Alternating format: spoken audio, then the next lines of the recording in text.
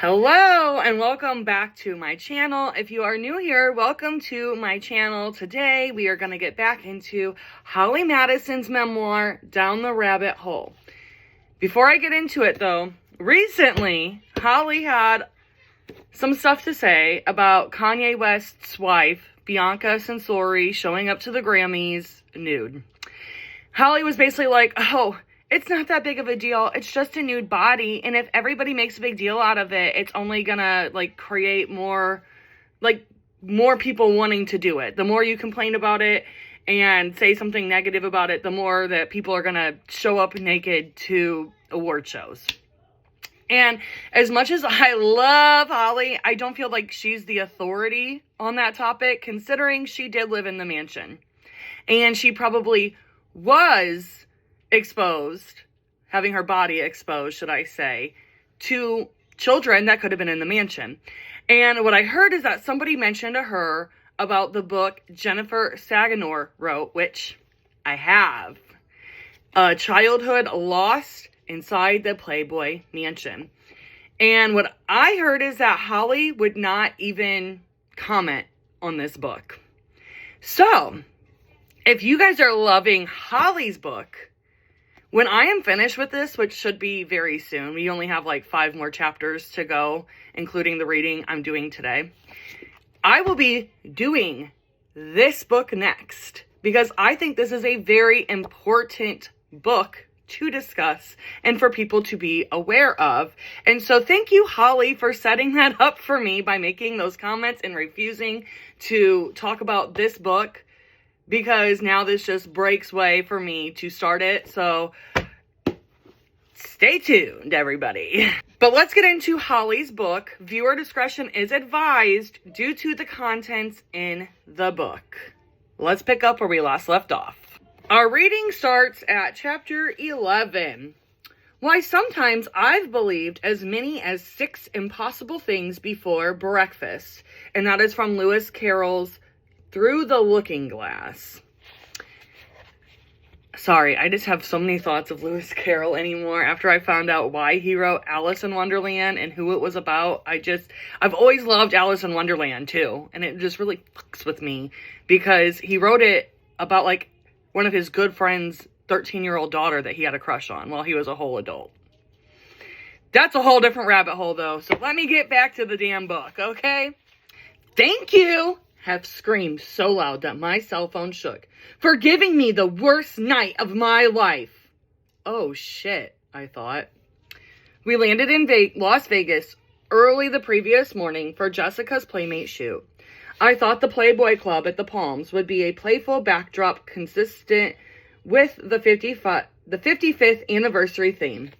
Knowing that the shoot would pull me out of Los Angeles for a day didn't hurt either. Jessica's shoot was scheduled over 2 days, and of course, per the curfew, I had planned on flying back and forth each day.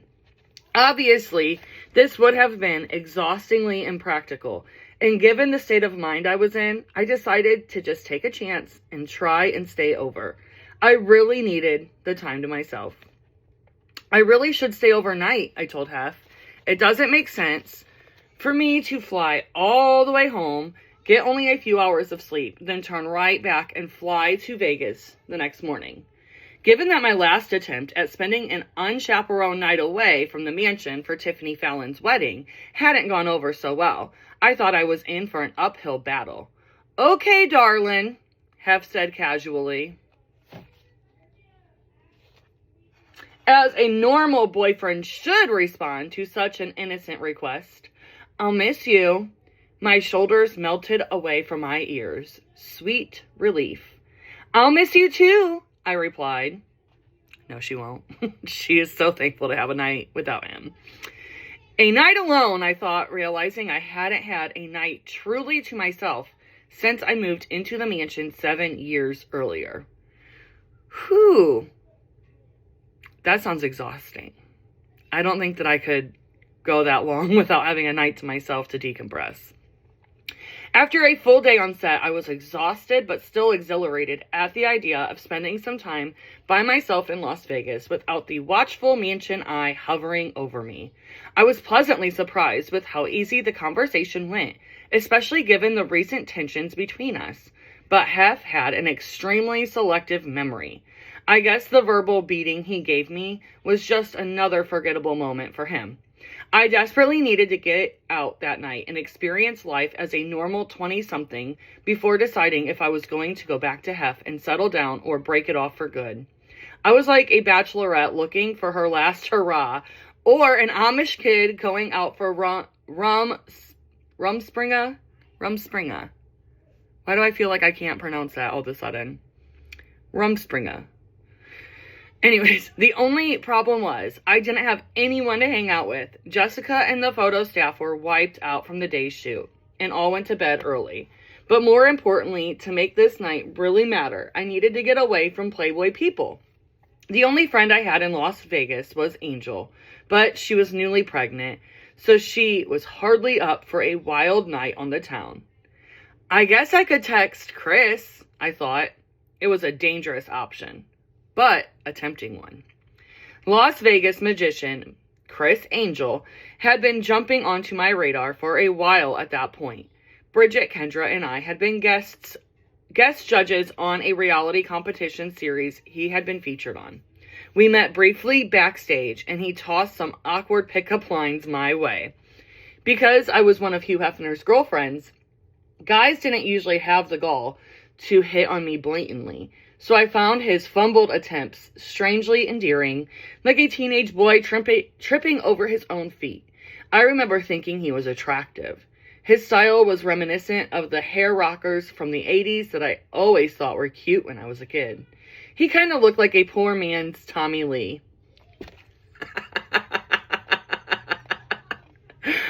Oh shit, she's right.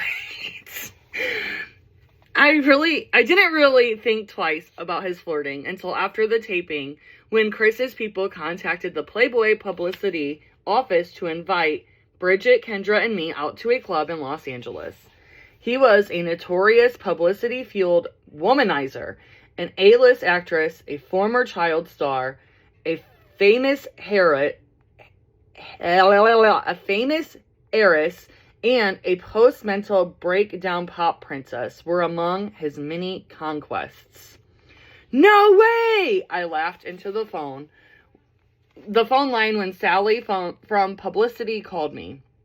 Is he crazy? We're Hef's girlfriends. I know, Sally giggled. I just had to let you know. I wasn't entirely sure which of us he was after, but I couldn't help but be flattered. He knew our position at the mansion and wanted to take the chance anyway.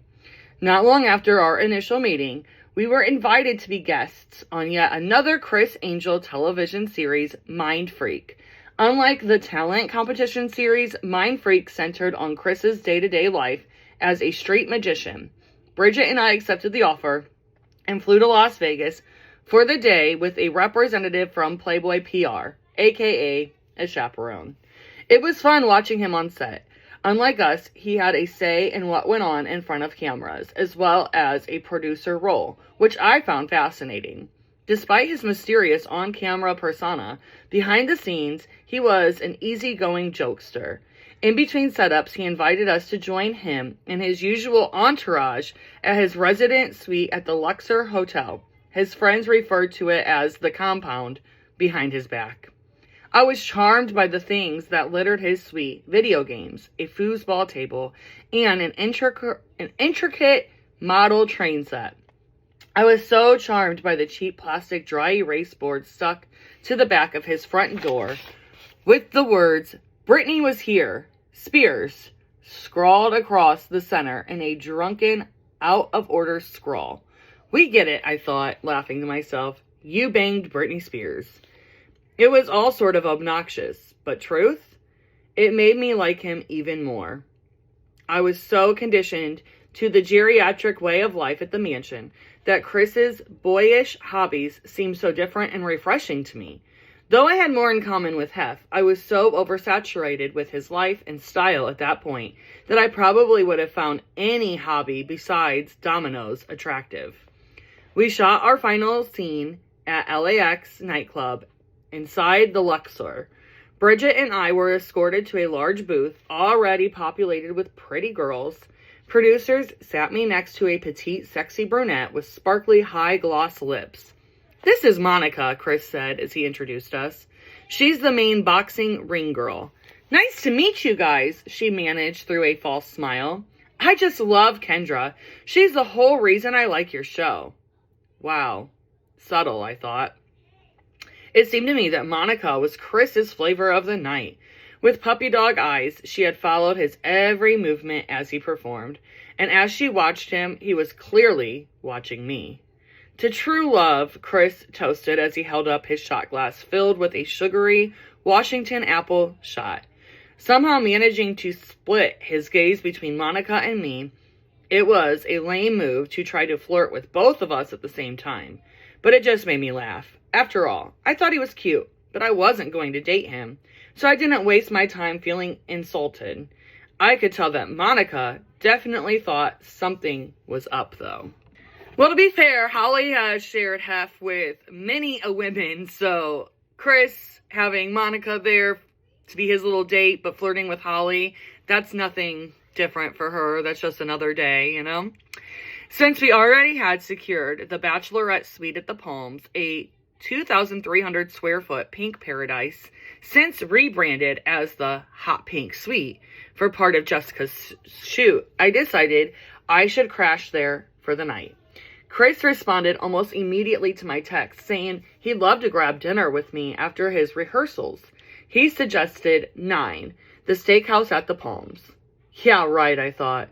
Criss and I were just friends, but the last thing I needed was a picture popping up online of the two of us having a romantic dinner together, or however the press might spin it. The massive suite had a fully decked out dining room. Good Lord, Tiffany. So I suggested that he come over and we order room service. In between shoveling pieces of steak and plain baked potato in his mouth, Criss rattled on about how he had to eat healthy because he was practically naked in his new show. Again, his thinly veiled attempts at baiting me couldn't have been more transparent, but I was slowly becoming more and more charmed by him. I mean, I hadn't flirted with a guy my own age since I was 21. Actually, Criss was 11 years older than me, but compared to Hef, he felt like a contemporary. After years of believing no guy would ever want Hugh Hefner's mistress, I was surprised that he actually seemed really into me. After all, he dropped whatever plans he might have had on a moment's notice to hang out. "Well, I gotta see that," I joked, taking the obvious bait. Unlike the ultra-feminine, docile fembot I was required to be as one of Hef's girlfriends, with Criss, I felt like I could be one of the guys. It was a refreshing change of pace. Criss asked me what I wanted to do next, his thick Long Island accent coating every syllable as he examined his teeth in the reflection of his steak knife. "Take me out," I demanded playfully. I had one night away from the mansion, and I didn't want to squander it sitting up in the hotel room, but we had to be careful. "I don't know the city at all outside the Palms. I just need to go somewhere low-key," I explained. "Hef has really strict rules when it comes to us, so I really can't be seen with a guy in public. It sucks, but..." I trailed off and shrugged my shoulders. Criss didn't miss a beat. He immediately suggested Cat House, which he described as really low-key, jumping at the opportunity to spend more time with me. "Great," I said, popping out of my chair. I had no idea what this place was, but I was eager to get out of the hotel room. If it was low-key, it worked for me. Let me grab my purse. I bounded into the bathroom to snatch my bag and check my makeup. Looking at myself in the reflection, I couldn't help but notice the big smile involuntarily plastered on my face. Maybe this is exactly what I needed, I thought.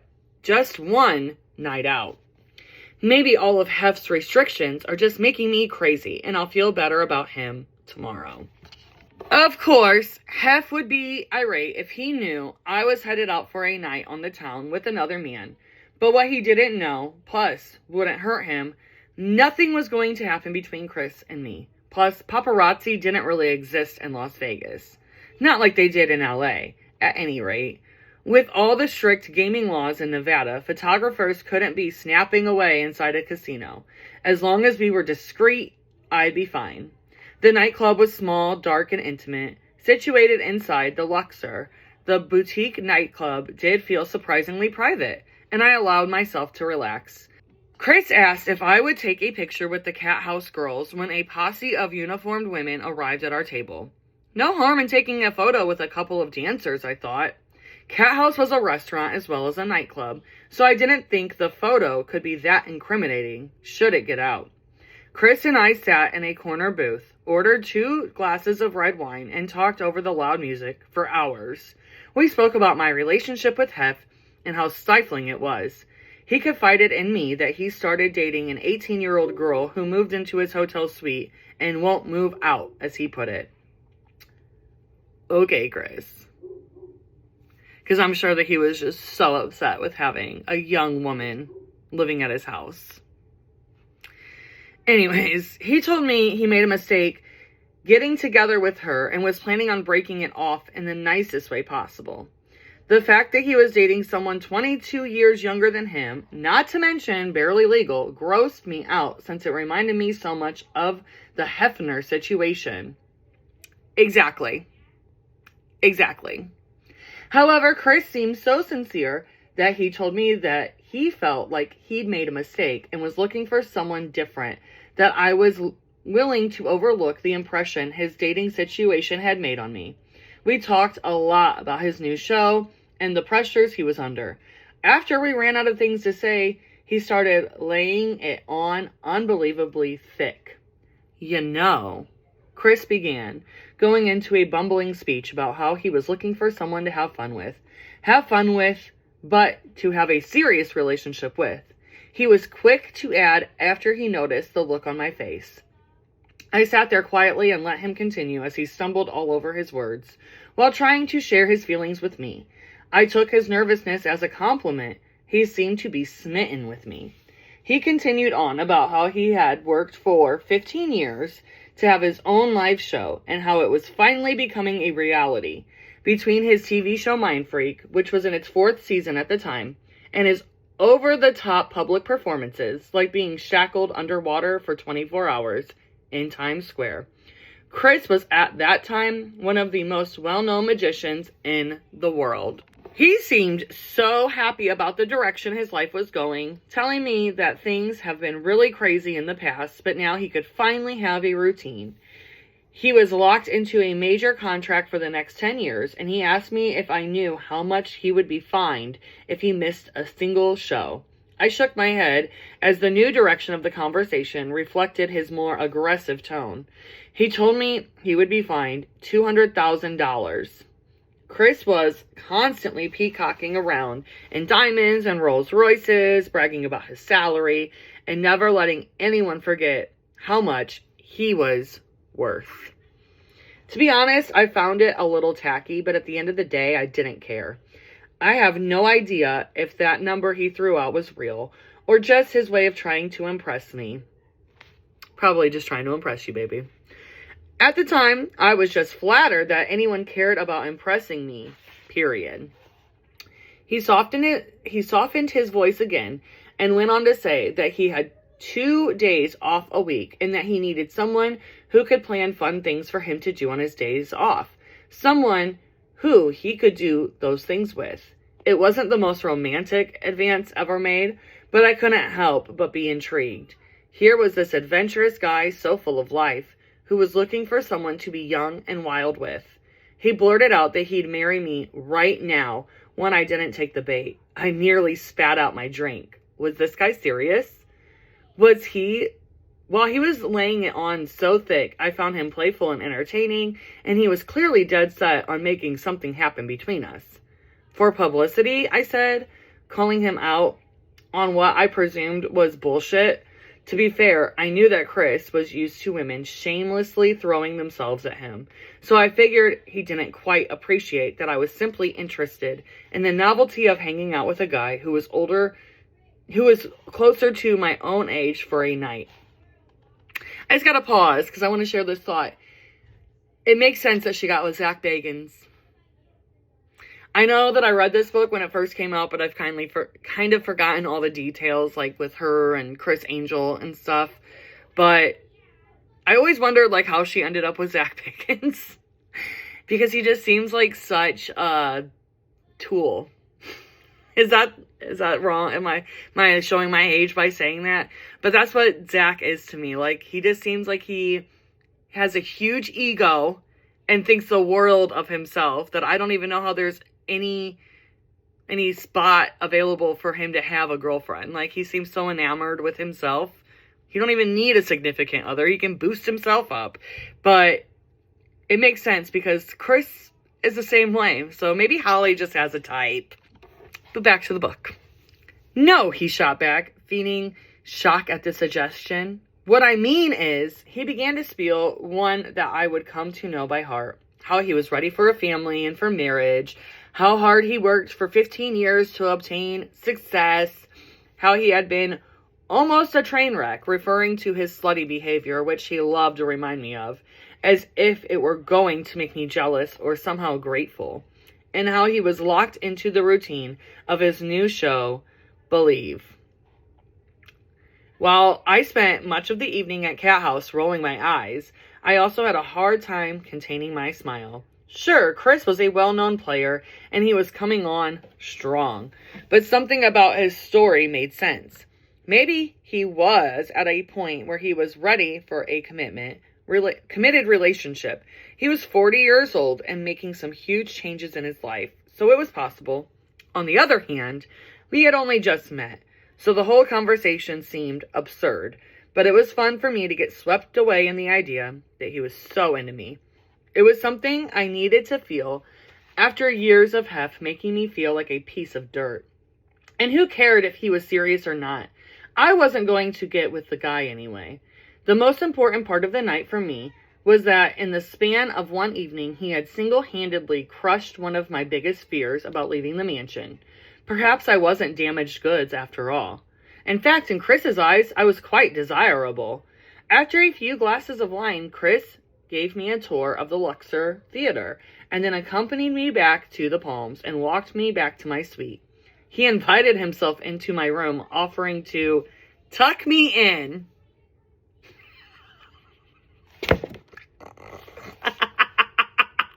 If that was me, I'd be like, I'm good.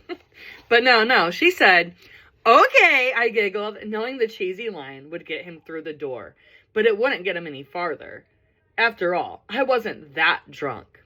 I stumbled toward the large pink bed, jumped in fully clothed, and pulled the comforter up to my chin. As he stood over the bed and leaned in to kiss me, I erupted into a fit of laughter and turned my head away from him. I can't, I playfully reminded him. Remember? He sighed, standing back up. He reached down and removed my earrings from each ear and set them by the bedside table. He whispered sweet dreams softly into my ear. After walking across the room, he scrawled something on the back page of a room service menu. A note reading, I miss you. Tearing out the sheet and sticking it next to my curling iron on the bathroom counter. Sweet dreams, I mumbled, immediately drifting off into a peaceful sleep as he exited the suite. Girl, you didn't even wash your face before you went to bed? Shame on you.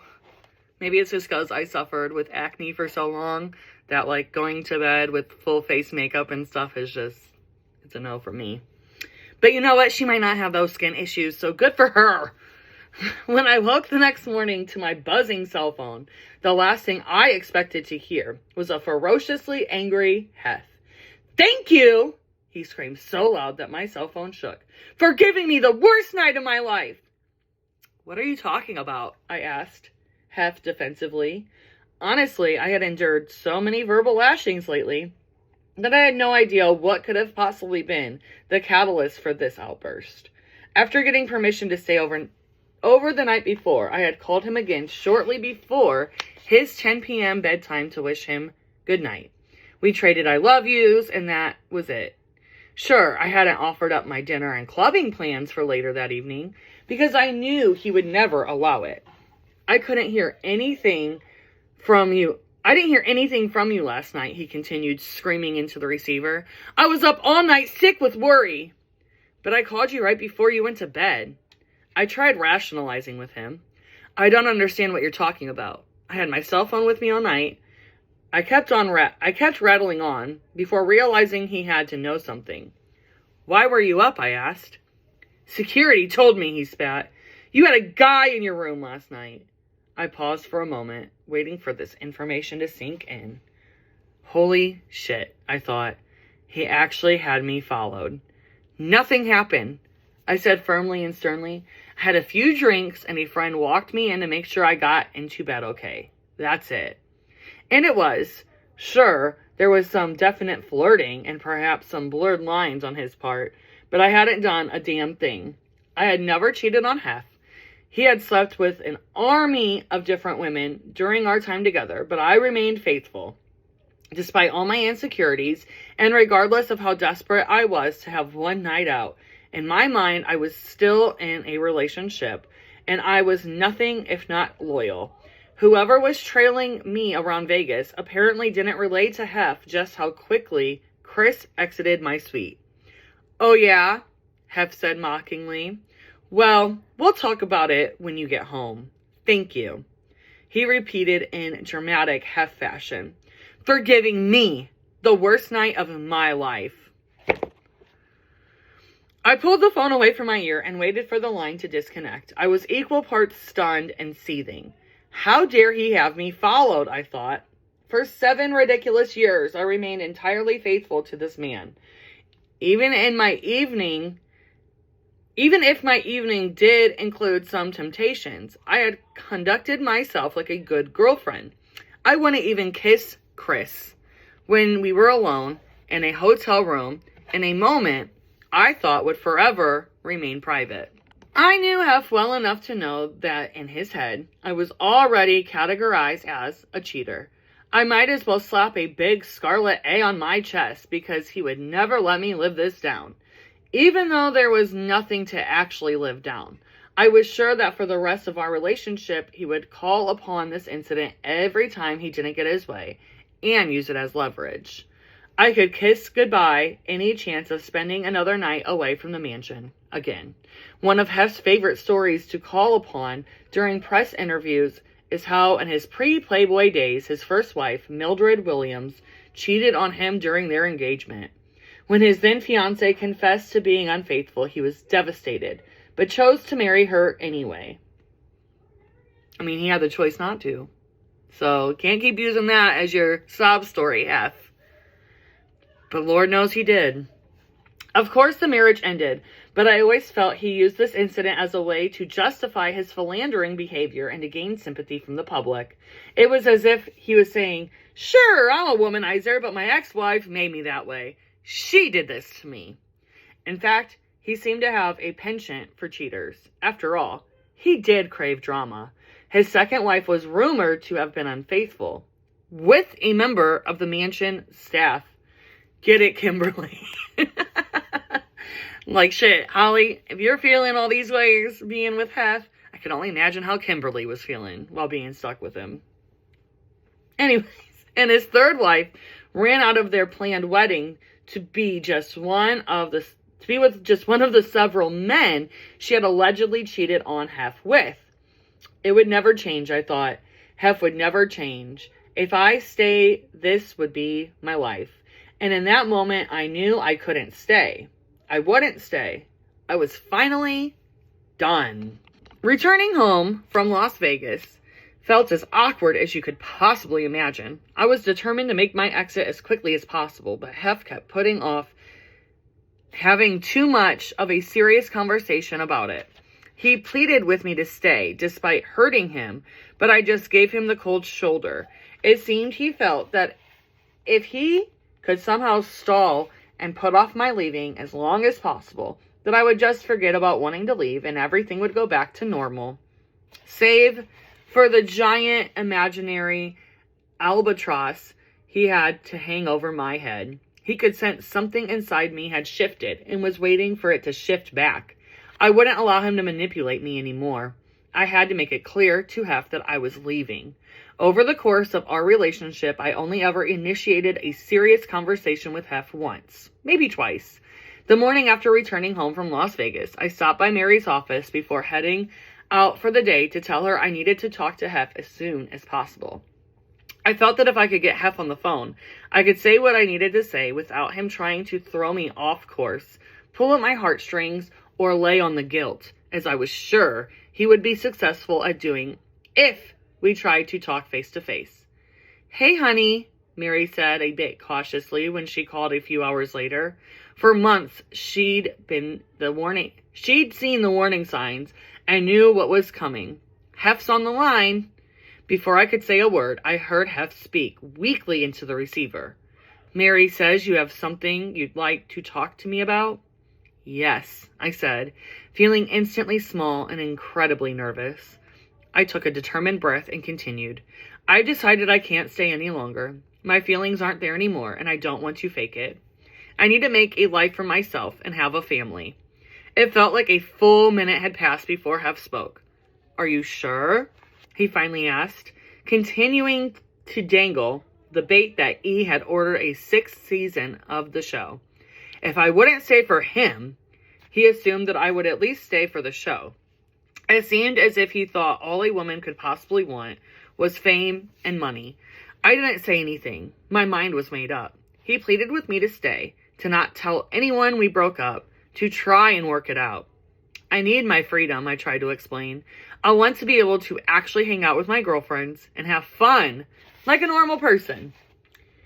"Ha!" he exclaimed through a sarcastic cackle. "What makes you think any of those girls will want to hang out with you if you aren't my girlfriend?" After years of being conditioned to believe that I wasn't anything without Playboy attached to my name, I had actually started to believe it, but I knew better now. His frantic attempts to keep me chained to the mansion seemed transparent, desperate, and just made me angry. "I'm sorry," I said, softly but firmly. "I wouldn't be manipulated. Not this time."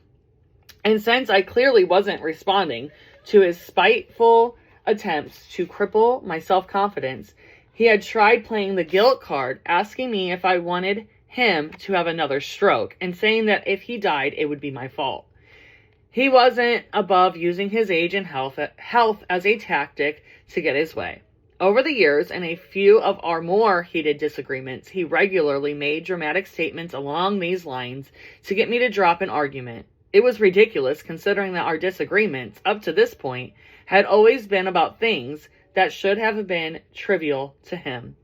But for him, it was all about winning. He didn't care if I stayed out of fear or out of pity as long as I stayed. But I wasn't going to budge.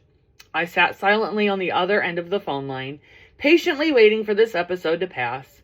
After gaining some self-confidence and a bit of perspective, I saw just how tired his routine had become. It's like I was seeing him with new eyes. He was no longer this infallible icon I created in my mind. He was just a spoiled child in an old man's body. "I have to go," I said. "That's final." Silence. "Okay, darling," he managed, his voice choking up, sincerely for a change. "But I hope you will reconsider." Hef was in denial about our breakup for a long time. He chalked it up to some kind of phase I was going through. After giving him the worst night of his life, he began pursuing me like never before. All of a sudden, I mattered. The entire concept for season 6 of Girls Next Door was to follow Hef and me as we trotted off into forever land, just the two of us. To everyone on the outside, it appeared as though my wish was finally being granted. Mr. Playboy all to myself. But it was too late. The switch had been flipped. It wasn't one thing in particular, but more of a cocktail of the last few months. His verbal lashings, my newfound confidence as a career woman, and the affirmations of another man all allowed me to see that the fears I'd been living under for 7 years were just smoke and mirrors. That's what I say all Hollywood is.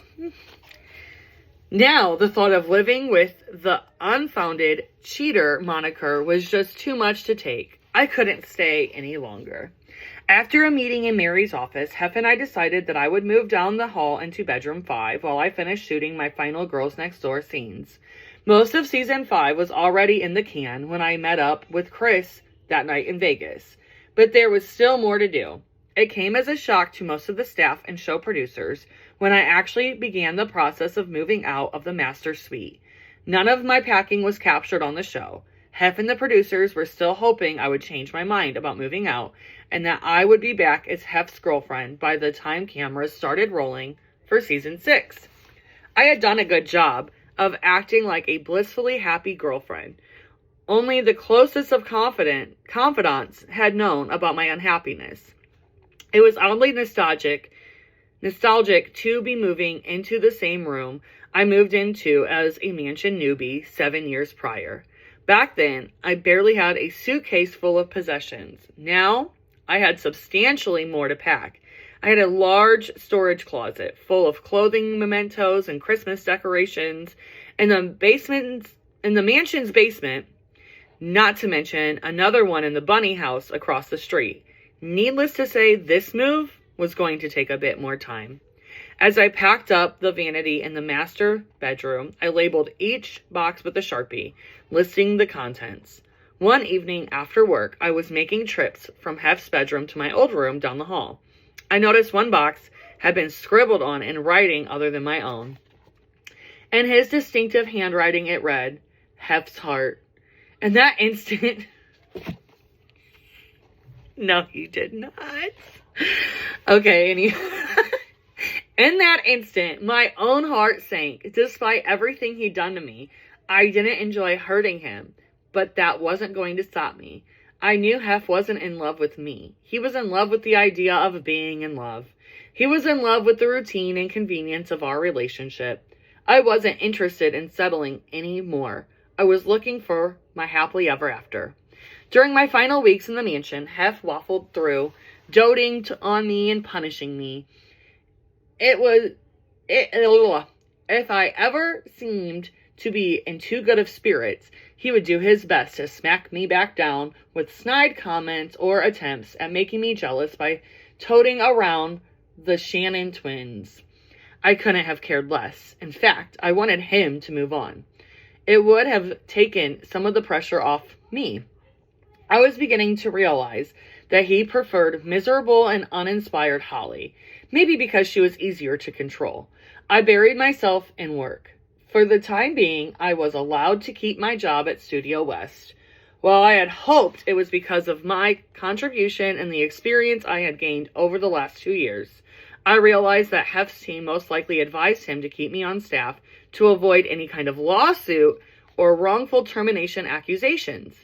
Still, while Hef had begun the process of moving on, he hadn't lost hope that I would reconsider and move back into his master suite.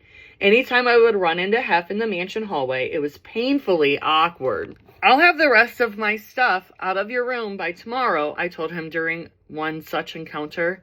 He assured me that I could take my time and there was no hurry, but I was anxious to get my stuff out ASAP. The next day, while Hef was working in his office, I went into the master suite for my last round of packing.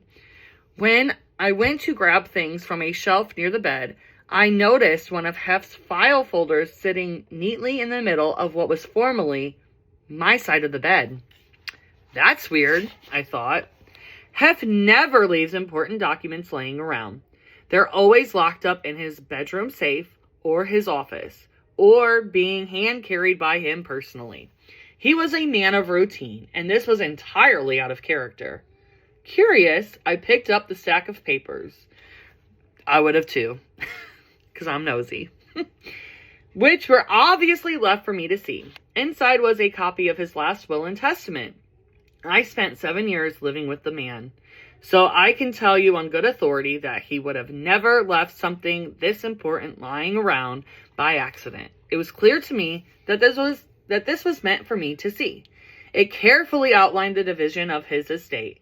After death tax, his fortunes would be divvied up, starting with roughly 50% to his charitable foundation, and the bulk of the remainder divided evenly between his 4 children, Christy, David, Marston, and Cooper. No surprise there. What came next was shocking to me. For the better part of a decade, Hef used money as a means to control each girlfriend. Anything he shared was temporary. A weekly allowance, monthly payments for leased cars, etc. At a moment's notice, he had the ability to pull the rug out from under us. But it was there in black and white. The will stated that $3 million would be bestowed to Holly Madison at the time of his death, provided I still lived at the mansion. I bet Crystal got that, though. At the time, it was more money than I'd ever know what to do with. We had never spoken about his will, and I never expected anything like that. In the past, he had casually mentioned leaving me the bunny house, but I never took the bait. Disgusted by the gold digger image the public had of me, I tried to stay away from those kinds of cliches as much as possible in my real life. I still held on to a shred of hope that I would one day be financially independent. I had saved enough of my girls next door salary to put down a down payment on a Santa Monica condo I hoped to rent out. And once I had started making some money, I stopped accepting the clothing allowance that made me feel so cheap. Eventually, I would go on to find my own success. But I didn't know it back then. My future was a gamble. Despite spending 7 years in one of the most expensive homes in Los Angeles, living a relatively lavish lifestyle, I had no wealth of my own. Just the illusion of it. $3 million was a lot of money to me, but I didn't want it. I actually pitied him for stooping to that level. I couldn't help being offended. Did he really think he could buy me? I put the folder back on the bed just as I had found it and never breathed a word of it. During one of our final encounters at the mansion, Hef spotted me as he shuffled down the hallway. "You're not wearing your bunny necklace," he said, a sorrowful look plaguing his eyes. I didn't know what to say. I was only glad he didn't know that I had already started the process of removing my bunny tattoo as well. Whew, girl, you brave. I don't think I could do a tattoo removal. I've gotten some covered up with other tattoos, but I don't know if I could go through the pain of the removal. Whew. Anyways, no one, he said, pausing for emphasis, will ever love you as much as I do. He enunciated the sentence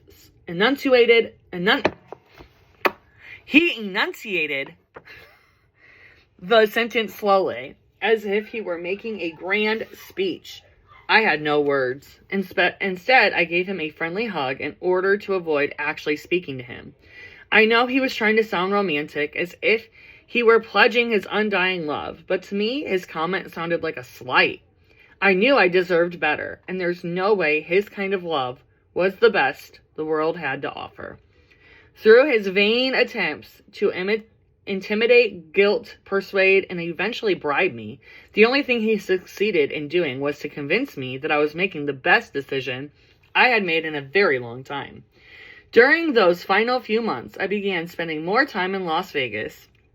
It was a town brimming with opportunities. I met with the producers of the Crazy Horse Pears, a tasteful cabaret show at the MGM Grand. We had discussed me doing a guest run before, but now I was ready to pursue it. Bridget and I were hired to host a Halloween party in Vegas and were brought out early to shoot flyers for the event. And while my trips were primarily business focused, I was finally single and free to date whomever I wanted. So I found myself seeing Criss in my spare time. Though I was cautious to take it slow at first, over time it was clear he really was looking for something serious, and our relationship grew romantic. When I announced to him that I was leaving Hef in the mansion, Criss opened up his world to me without even a moment's hesitation. He pleaded with me to move in with him by Halloween during one of my trips to Las Vegas. "No," I giggled. "That's too soon." I didn't want to rush into a relationship so fast. Honestly, I didn't see myself settling down with him quickly. I had big plans, none of which involved living with a man. I hope to split my time between LA and Las Vegas in order to balance both my job at Studio West as well as performing regularly at the MGM.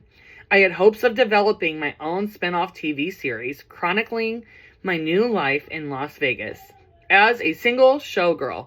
Unfortunately, my need to feel loved would win out over my need for independence. During my last few weeks at the mansion, Bridget was back on a break from filming her travel show. After we discussed the upcoming Halloween party, I had to fill her in on how awkward things continued to be for me under Hef's roof.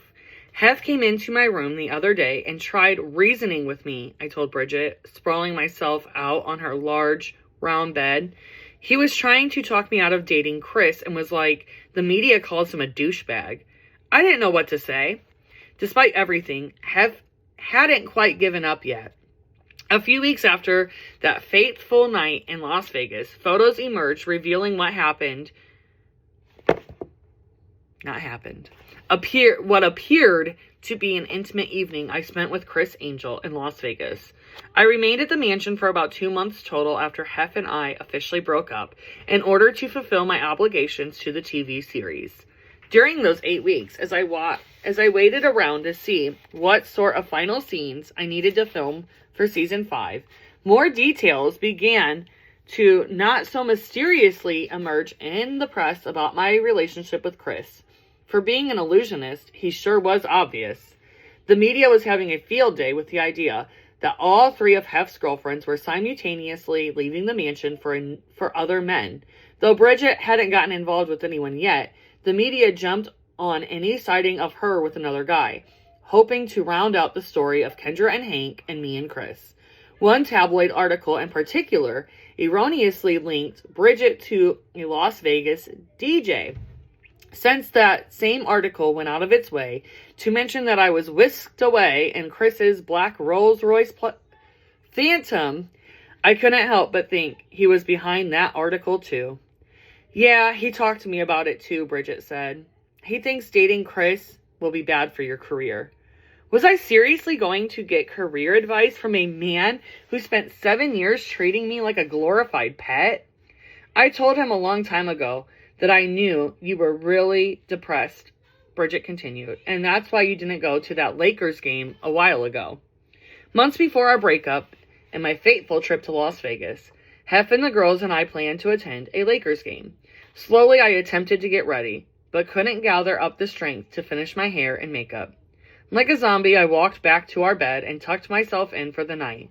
Have you ever been so depressed that it's a struggle just to leave your room? Yes. Yes, I have. But since I have kids, I still have to force myself to do so anyways. By then, I had weaned myself off the antidepressants I had been prescribed back when Girls Next Door first started filming. Between the success of the series and my new career, I had established some much-needed self-confidence and even found some happiness in my day-to-day routine. But in moments of weakness, the depression kept creeping back in. It forced me to realize that it wasn't just in my head. It had to be this lifestyle that was draining me. I told him he should really talk to you about it, Bridget offered. Well, he never did, I said. If I had any doubts about my decisions to leave, what Bridget had said just squashed them. Hef knew how desperate, sad, and broken I was, but didn't do a damn thing about it. I'd given 7 years of my life to a man who couldn't even have a conversation with me. Kendra's and my final scenes with Hef were a bit less authentic than the goodbye scene the 3 of us girls had filmed a few weeks earlier. Ever concerned with the public perception, Hef had to ensure that the breakups painted him in the most positive light possible. He couldn't seem heartless, but he couldn't appear devastated by our departures either. It was a delicate balance to strike, especially since it was a total farce. When Kendra walks into Hef's bedroom to reveal to him that she's decided to leave the mansion, viewers can clearly see framed photos of Carissa and Christina Shannon, who moved in as girlfriends in October 2008, scattered around the bed, having already replaced the photos of the 3 of us. Hef didn't start dating the Shannon twins until after Bridget and Kendra and I all announced our departures. So the frame photos posed a continuity flaw that the 3 of us girls noticed right away when we viewed the episode. The producers either didn't notice it or didn't care. In fact, it worked out for them quite nicely because in order to make Hef look like the playboy he wanted to be portrayed as, it was important that him dating the Shannon twins would be worked into The Girls Next Door 5th season before Bridget, Kendra, and I left. After all, how could the great Hugh Hefner ever be single? Even for one day. The twins are shown moving into the mansion in the same episode we learned to scuba dive. And before we shot our final pictorials, it worked nicely for them because when Hef came to see us scuba dive in the ocean, he brought a gaggle of playmates with him, including the Shannon twins, who were shooting their playmate pictorial. But the twins were never predatory, never trying to steal anyone's boyfriend. They didn't move in until after the three of us had all broken it off with Hef, despite what he would like viewers to think. When it was finally my turn to film my goodbye scene, producers asked me to film a short segment with Hef, where I was to tell him I'd be heading to Las Vegas to work on a pictorial. It was intended to be my last scene. It felt so forced and inauthentic. The producers always knew how to leave a scene open-ended if need be. If I were to truly leave Hef forever, as I said I was going to, they had an exit scene for me. By asking me to refer to the photo shoot in Vegas, I suppose they intended that to be where I met Criss. If I changed my mind and came back before the next season began filming, as they hoped I would, the scene could be played off as a temporary departure. In a moment of rebelliousness, I decided to wear a Criss Angel logo hoodie, a blatant flaw in the continuity of the series. The show was setting it up as if I were on my way to meet Criss for the first time, but in reality that wasn't the case. It was my way of alerting savvy viewers that it was all for the show. If I met Criss during the photo shoot in Vegas, why was I already wearing his hoodie? I thought someday someone might notice and realize that our relationship unraveled much differently than they portrayed it on television. Since the crew didn't notice the jacket, no one asked me to remove it. The mansion's annual Halloween bash, the Saturday before the actual holiday, was my final hurrah before heading off to the Santa Monica condo I'd recently purchased and eventually to Las Vegas and Criss. After years of being seated next to Hef at these soirees like a perfect little soldier, I was eager to finally let loose. As a nod to my new Vegas obsession, I decided to go as Elvis and immediately buddied up with John Stamos, who was also dressed as Elvis, and his then girlfriend as Priscilla, naturally. And together we all braved the mansion's elaborate haunted house. The two were friendly and down to earth, a nice contrast to the overall feel of this particular party. As I looked around, I realized that the mansion wasn't quite the same magical place it had been when I first arrived. Like Dorothy, I peeked behind the curtain and saw the frail old man pretending to be someone he wasn't. The mystique had vanished, but it wasn't just my perception that had changed. Just a few months earlier, the ailing financial state of Playboy Enterprises prompted them to begin selling tickets to the once exclusive soirees. The guest list ballooned to accommodate the increasing demand, and the vibe became crowded and hectic. The new guest list was less exclusive in every way, and a frantic touristy vibe took over the parties. It was easy to get separated from your friends because it was so crowded, and the overwhelming influx of newbies hungry to snap photos of every guest and every detail of the party totally changed the entire feel. By 2008, everyone had a smartphone, with the no camera rule that used to be what kept the parties a private and exclusive haven for celebrities was obliterated.